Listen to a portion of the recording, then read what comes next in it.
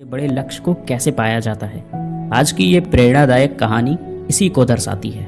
दोस्तों, बात है पुराने ज़माने की।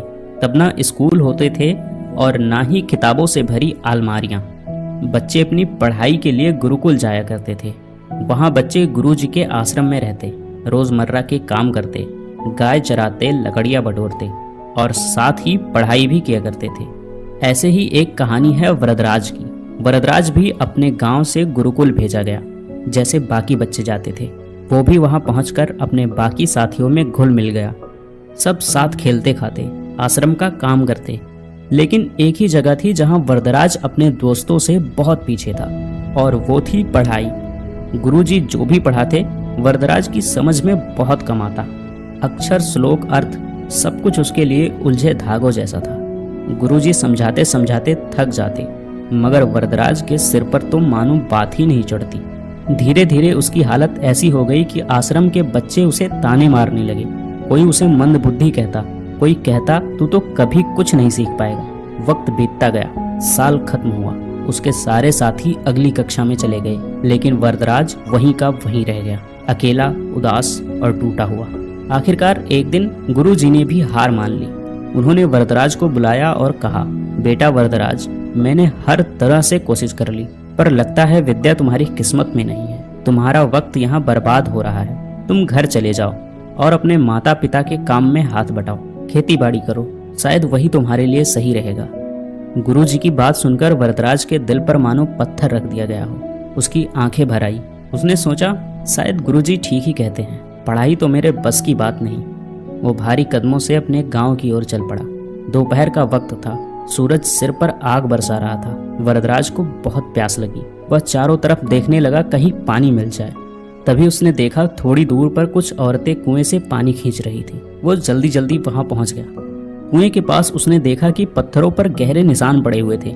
उसे बड़ा अचरज हुआ। उसने एक औरत से पूछा, माता जी, ये पत्थर पर इतने गहरे निशान कैसे पड़ गए? क्या किसी ने इन्हें तराशा है? औरत ने हंसते हुए कहा, नहीं बेटे, इन्हें किसी ने नहीं तराशा। ये निशान तो इस रस्सी के रोज रोज कुएं में ऊपर नीचे आने जाने से बने हैं। देखो ये रस्सी कितनी पतली और कोमल है, फिर भी रोज रोज के घिसने से इसने पत्थर में इतने गहरे निशान बना दिए। बस यही बात वरदराज के दिल में तीर की तरह जा लगी। उसने सोचा, जब कोमल सी रस्सी भी रोज रोज कोशिश करके ठोस पत्थर में निशान डाल सकती है, तो क्या मैं रोज रोज अभ्यास करके अपने दिमाग में विद्या नहीं भर सकता? उसकी आंखों में नई चमक आ गई। अब वरदराज को यकीन हो चला था कि लगातार मेहनत से नामुमकिन भी मुमकिन हो जाता है। वरदराज ने वही कुएं के पास फैसला किया, मैं हार नहीं मानूंगा। मैं वापस जाऊंगा गुरुकुल और तब तक कोशिश करता रहूंगा जब तक सीख ना जाऊं। वो फौरन वापस गुरुकुल लौट गया। उसके लौटते ही सब हैरान रह गए। गुरुजी ने पूछा, बेटा वरदराज, तुम फिर क्यों लौट आए? वरदराज ने आत्मविश्वास से कहा, गुरुजी, मैंने रास्ते में एक कुआं देखा। वहाँ रस्सी के रोज रोज घिसने से पत्थर में निशान पड़ गए थे। तो मैंने सोचा कि अगर पत्थर पर निशान पड़ सकते हैं, तो लगातार अभ्यास से मेरे दिमाग पर भी विद्या की छाप जरूर पड़ सकती है। गुरुजी, मुझे एक मौका और दीजिए। मैं मेहनत करूंगा, रोज करूंगा और तब तक करूंगा जब तक सीख ना जाऊं।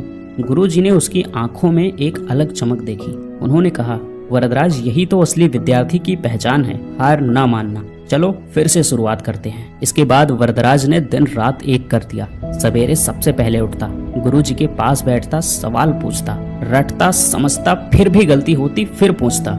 उसके साथी पहले उसे मंदबुद्धि कहते थे, वही अब उनकी लगन देखकर दंग रह गए। धीरे धीरे वरदराज की पढ़ाई में पकड़ मजबूत होने लगी। उसे श्लोक याद होते चले गए, व्याकरण की गुत्थियां सुलझने लगी। कुछ ही सालों में वरदराज, जो एक वक्त मंदबुद्धि कहलाता था, इतना बड़ा विद्वान बन गया कि उसकी ख्याति दूर दूर तक फैल गई। उसने संस्कृत व्याकरण की महान किताबें लिखी, लघु सिद्धांत कौमुदी, मध्यम सिद्धांत कौमुदी, सार सिद्धांत कौमुदी और गीवाण पद मंजरी। आज भी विद्वान उनके नाम का आदर करते हैं। दोस्तों, वरदराज की कहानी हमें एक बहुत बड़ी बात सिखाती है, अभ्यास से बड़ा कोई चमत्कार नहीं। कभी मत सोचो कि तुम किसी चीज में कमजोर हो। अगर वरदराज हार मान लेता तो शायद दुनिया कभी उसका नाम नहीं जानती, लेकिन उसने ठान लिया और कर दिखाया। इसीलिए याद रखना दोस्तों, मेहनत करो, रोज